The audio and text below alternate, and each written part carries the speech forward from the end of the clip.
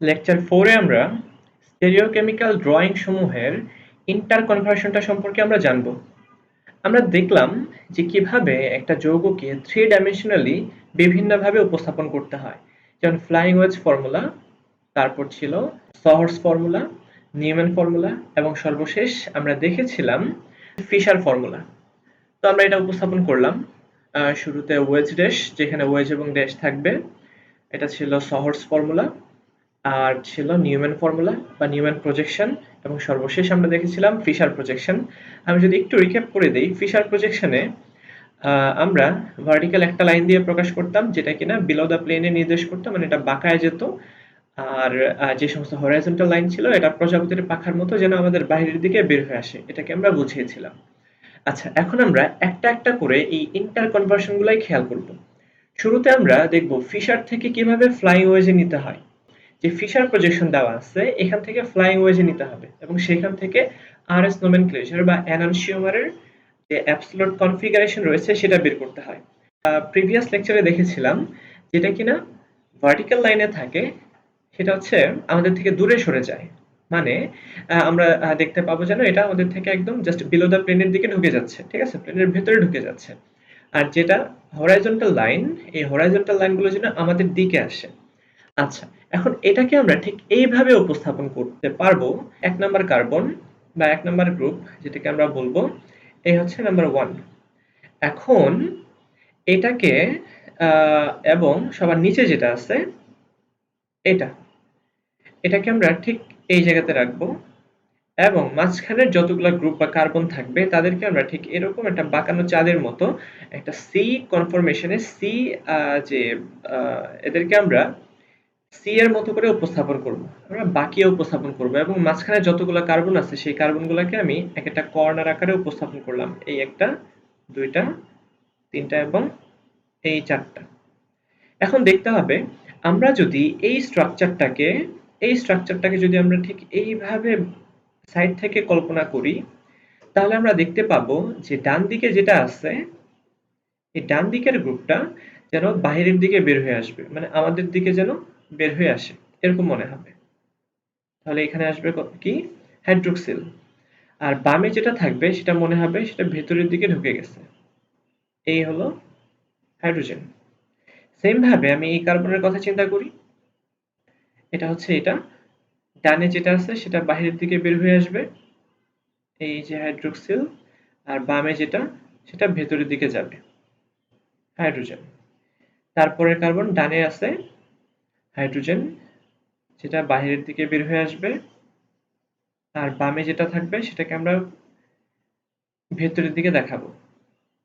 তো এখানেও ডানে হাইড্রোক্সিল আর বামে হাইড্রোজেন। তাহলে আমি আবার যদি একটু রিক্যাপ করি, ফিশার প্রজেকশনে যে ভার্টিক্যাল লাইনটা থাকবে, যে লম্ব রেখাটা থাকবে, সেটা আমাদের থেকে দূরে সরে যাবে, ঠিক আছে, বিলো দ্য প্লেনে নির্দেশ করবে। এখন বিলো দ্য প্লেনে নির্দেশ করার জন্য আমরা ঠিক এইভাবে উপস্থাপন করব শুরুতে, ঠিক আছে। এটাকে আমরা ডটেড লাইন দিয়ে প্রকাশ করব যেন এটা আমাদের থেকে দূরে সরে যাচ্ছে। আর যারা কিনা হরাইজন্টাল আছে তাদেরকে আমরা ঠিক এইভাবে ওয়েজ লাইনে দেখাবো যেন আমাদের দিকে আসে। তারপর এটাকে আমরা এরকম সি শেপ দিব এটাকে, ঠিক আছে। সি শেপে যখন উপস্থাপন করব তখন দেখা যাবে এই ডান দিকে যেটা আছে যেহেতু আমাদের দিকে বের হয়ে আসতেছে, আমরা যদি এই সাইড থেকে যদি আমরা দেখি এটাকে, এই সাইড থেকে দেখলে কিন্তু আমরা ঠিক এরকমটা দেখব যে এই ডান সাইডের যে হাইড্রোজেন আছে, হাইড্রোক্সিল রয়েছে, এই হাইড্রোক্সিল যেন বাইরের দিকে বের হয়ে আসে এবং যারা বাম দিকে আছে সেটা যেন ওই যে ভেতরের দিকে চলে যাচ্ছে, ঠিক আছে।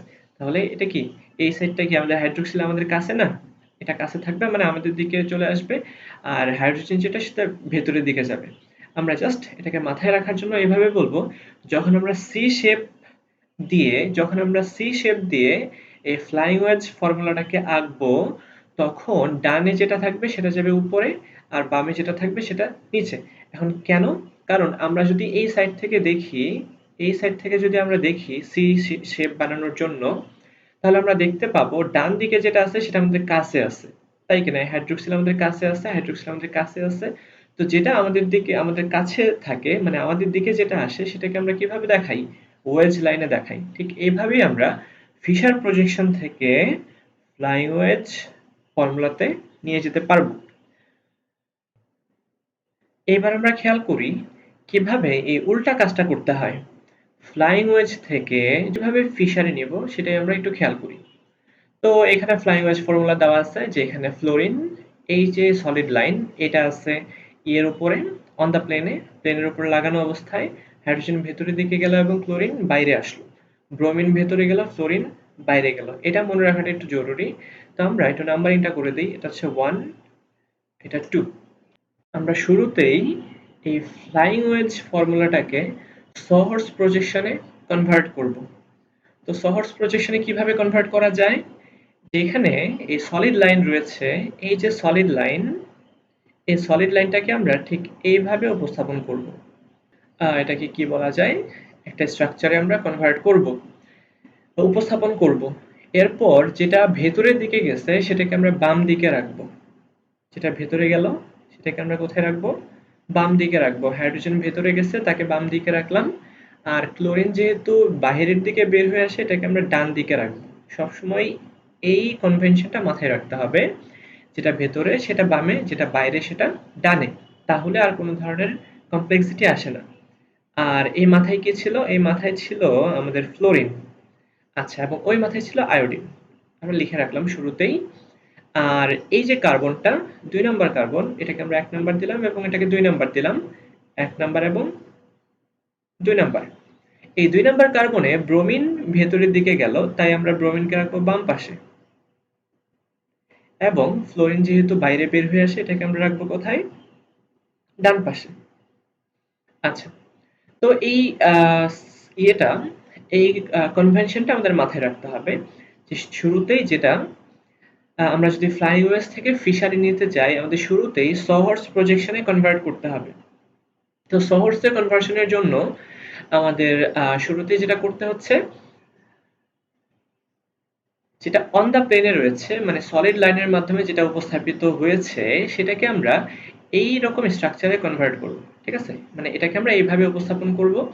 তারপর যেটা বামে রয়েছে তাকে আমরা যেটা ভেতরের দিকে যাচ্ছে তাকে আমরা বাম দিকে পাঠাবো। আর যেটা বাইরে বের হয়ে আসে তাকে আমরা ডান দিকে রাখবো। সেম ভাবে এখানে ব্রোমিন ভেতর দিকে যাচ্ছে বলে আমরা বাম দিকে রেখেছিলাম এবং ফ্লোরিনকে ডান দিকে রেখেছি। তারপরের যে নিয়মটা এটা একটু ক্রুশিয়াল, আমাদের মাথায় রাখতে হবে যখনই আমরা ফিশারে কনভার্ট করব, এই ফিশারে কনভার্ট করার জন্য এই স্ট্রাকচারটাকে এরকম করে ফেলতে হবে, ঠিক এরকম। ঠিক আছে? এই স্ট্রাকচারটাকে এইটাকে ঘুরিয়ে এরকম করে ফেলতে হবে। এটা করাটা জরুরি।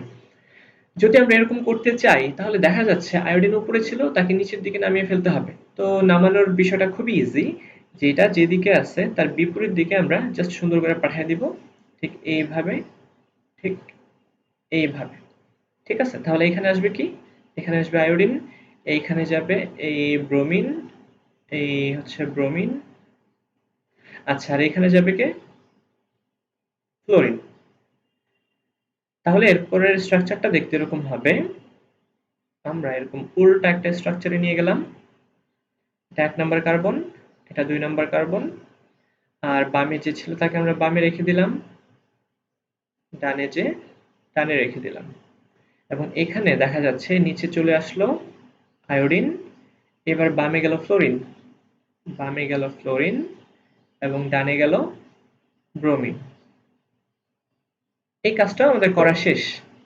এরপর এরপর যেটা করতে হবে, আমরা যাকে এই উল্টা ভাবে উপস্থাপন করলাম এই উল্টা স্ট্রাকচারটাকে এবার সোজা বানায় ফেলতে হবে। ঠিক এরকম ভার্টিক্যাল একটা লাইনে উপস্থাপন করতে হবে। তাহলে এখানে কি ছিল? ফ্লোরিন ছিল। এবং এটা মাথায় রাখতে হবে 1 নাম্বার যে কার্বনটা তাকে সবসময় নিচে রাখতে হবে। এই হচ্ছে 1 নাম্বার কার্বন। আর 2 নাম্বার যেটা, তারপরে যারা যারা আছে তাদেরকে আমরা উপরের দিকে রাখবো। তাহলে 1 নাম্বার থাকবে নিচে, তারপরে নিচ থেকে শুরু করে আমরা উপরের দিকে যাব। এটা মাথায় রাখতে হবে। 1 নাম্বার থেকে উপরের দিকে আমরা যাব। এখন এই নিচে এই যে আমাদের লাইনটা, এই উল্টা স্ট্রাকচার, এই উল্টা স্ট্রাকচারের 1 নাম্বারে কে যুক্ত ছিল? যুক্ত ছিল ফ্লোরিন। তারপর বাম পাশে ছিল হাইড্রোজেন, তাকে আমরা বাম পাশে রাখবো। আর ডান পাশে ছিল ক্লোরিন, আমরা ক্লোরিনকে ডান পাশে রেখে দিব। তারপর এই 2 নাম্বার কার্বনে ছিল উপরের দিকে আয়োডিন, তারপর বামে আছে ফ্লোরিন, বামে আমরা ফ্লোরিনকে রাখলাম, আর ডান দিকে যাবে ব্রোমিন। এই তাহলে এই ফ্লাইং ওয়েজ ফর্মুলার ফিশার প্রজেকশন কিন্তু ঠিক এটা। আমরা এটাকে আবার একটু প্র্যাকটিস করব, আর অনেকগুলো ফ্লাইং ওয়েজ থেকে এটাকে আমরা কনভার্ট করার চেষ্টা করব। এবং এটার একটা ড্রব্যাক আছে, দেখা যায় যে 2টার অধিক যদি কার্বন চলে আসে, যেরকম অনেকগুলা যদি আসে, সেক্ষেত্রে কিন্তু এটা অনেক জটিল হয়ে যায় বিষয়টা। তো এটা সবসময় আসেও না। জাস্ট যদি ছোট কয়েকটা যৌগ থাকে, তাদের ক্ষেত্রে কিভাবে কনভার্সনটা করা হবে সেই স্টেপগুলো আমরা একটু শিখে ফেললাম। তাহলে স্টেপ 1 আমাদেরকে শুরুতে সহর্স প্রজেকশনে কনভার্ট করতে হয়, সহর্স থেকে এটাকে উল্টায় দিতে হয় 2 নাম্বার স্টেপে। 3 নাম্বার স্টেপে সেখান থেকে কি করতে হচ্ছে, যেটা কিনা উল্টানো স্ট্রাকচার ছিল, সেই উল্টানো স্ট্রাকচার এটাকে আমরা ভার্টিক্যালি রেখে দিলাম, আর 1 নাম্বারটাকে অবশ্যই নিচের দিকে রাখবো। মানে যেটা প্রথমে থাকবে এটাকে আমরা সবসময় নিচের দিকে রাখবো, তারপর বাকি সবগুলোকে উপরের দিকে বসাবো। এখন 1 নাম্বারে যে বামে থাকবে তাকে আমরা বামে পাঠাবো, যে ডানে থাকবে তাকে আমরা ডানে পাঠাবো, এবং যেটা কিনা এই লাইন বরাবর ছিল তাকে আমরা এই লাইনের মাথায় বসিয়ে দিলাম। ঠিক এইভাবেই ফ্লাইং ওয়েজ থেকে আমরা ফিশারে নিতে পারবো। এবার আমরা সহর্স থেকে নিউম্যানে যাব। এটা খুবই সহজ। সহর্স থেকে নিউম্যানে যাওয়াটা খুবই সহজ। আমরা জাস্ট একদিক থেকে তাকাবো, যখনই তাকাবো এই কার্বনটাকে আমরা আমাদের কাছে দেখতে পাবো। তো আমরা যে কাজটা করব, যেটাকে আমরা কাছে দেখতেছি, নাম্বার 1 কার্বন, এটাকে আমরা একটা ডট দিয়ে উপস্থাপন করব, এবং দেখা যাচ্ছে এই বাম দিকে রয়েছে ব্রোমিন। বাম দিকে আমরা বসাই ব্রোমিনকে, এবং ডান দিকে যাচ্ছে কে, আয়োডিন, এবং উপরের দিকে যাচ্ছে ক্লোরিন। ওকে, প্রথম কার্বনের কাজ শেষ। এবার আমরা যাব এই ক্লাব বরাবর, এই কাঠি বরাবর যে 2 নাম্বার কার্বন আছে তার কাছে। 2 নাম্বার কার্বনটা তো অনেক দূরে, এই দূরের কার্বনটাকে আমরা সার্কেল দিয়ে প্রকাশ করব। এই সার্কেলের ডান পাশে উপরের দিকে যাচ্ছে ইথাইল। আমরা যদি একটু মনোযোগ দিয়ে খেয়াল করি বাম পাশের স্ট্রাকচারটা, বাম দিকে উপরে যাচ্ছে মিথাইল, মিথাইল, আর নিচের দিকে যাচ্ছে প্রোপাইল। ঠিক এটাই কিন্তু নিউম্যান প্রজেকশনকে বোঝাচ্ছে। এখন আমরা দেখতে পাচ্ছি যে এই প্রজেকশনটা স্ট্যাগার্ড কনফরমেশনে আছে। জাস্ট এটা হচ্ছে অ্যাডিশনাল একটা ইনফরমেশন। ওকে, তারপর আমরা যাব সহর্স থেকে কিভাবে ফিশারে যেতে হয়। যাওয়ার জন্য শুরুতে আমরা নাম্বারিং করব। যদি এরকম উল্টা স্ট্রাকচার না থাকে, আমাদেরকে উল্টায় দিতে হবে, তাই কিনা? দেখা যাচ্ছে 1 নাম্বারটাকে উল্টাইতে হচ্ছে। 1 নাম্বারটাকে আমরা উল্টায় দেই, উল্টায় দিলে এখানে যাবে ট্রিটিয়াম, এইখানে যাবে ডিউটেরিয়াম, এইখানে যাবে হাইড্রোজেন। তাহলে আমরা ঠিক এইভাবে এটাকে উপস্থাপন করতে পারবো। নিচে আসবে হাইড্রোজেন, এই বাম পাশে উপরে গেল ট্রিটিয়াম, ডান পাশে উপরে গেল ডিউটেরিয়াম, আর এখানে বাম পাশে উপরে ফ্লোরিন, ডান পাশে উপরে বি। আমি জানি না বি নামে কি, বলুন তো এইভাবে যুক্ত থাকার কথা না, এটা হচ্ছে ব্রোমিন হওয়ার কথা। আর নিচে থাকবে আয়োডিন। এরপরের কাজটা খুবই সহজ, যেটা কিনা এরকম উল্টানো অবস্থায় আছে, এটাকে আমরা কি করব, একদম ভার্টিক্যালি রেখে দিব, এবং অবশ্যই 1 নাম্বারটা নিচে থাকবে। 1 নাম্বার যেটা সেটা নিচে থাকবে, আর 2 নাম্বারটা থাকবে উপরে, বাকিগুলো উপরের দিকে থাকবে। এখন 1 নাম্বারের নিচে ছিল হাইড্রোজেন, এবং এই 2 নাম্বারের উপরে যাবে আয়োডিন। এখন 1 নাম্বারের বামে যে আছে ট্রিটিয়াম, ভেতরে যে আছে তাকে আমরা বাম পাশে রাখবো, আর ডানে যে আছে ডিউটেরিয়াম তাকে আমরা ডান পাশে রাখলাম। তারপর বাম পাশে আসবে ফ্লোরিন, তারপরে ডান পাশে যাবে ব্রোমিন। এই হচ্ছে সহর্স থেকে ফিশার প্রজেকশনের নিয়মগুলো রয়েছে সেটা। তো এই ছিল মোটামুটি ভাবে আমাদের ইন্টারকনভার্সন। এটা বেসিক তৈরি করার জন্য ভেরি মাচ ইম্পর্টেন্ট স্টেরিওকেমিস্ট্রি। তারপর আমরা স্টেরিওকেমিস্ট্রির এর পরের লেকচারে আমরা বেশ কিছু প্র্যাকটিস করব, এবং তার সাথে মোস্ট ইম্পর্টেন্টলি সিমেট্রি, কোন একটা কেমিক্যাল স্ট্রাকচারের মধ্যে সিমেট্রি আমরা খুঁজে বের করব, এবং সেই সিমেট্রির সাথে মিল রেখে আমরা এনানসিওমার, ডায়াস্টেরিওমার, মেসোযৌগ এবং ওভারঅল এই যৌগটা অপটিক্যালি অ্যাক্টিভ হবে কি হবে না সেই বিষয়গুলো আমরা একটু বিস্তারিত আলোচনা করব। তো শেষ পর্যন্ত চ্যানেলের সাথেই থাকি। সবাইকে অনেক অনেক শুভকামনা। আল্লাহ হাফেজ।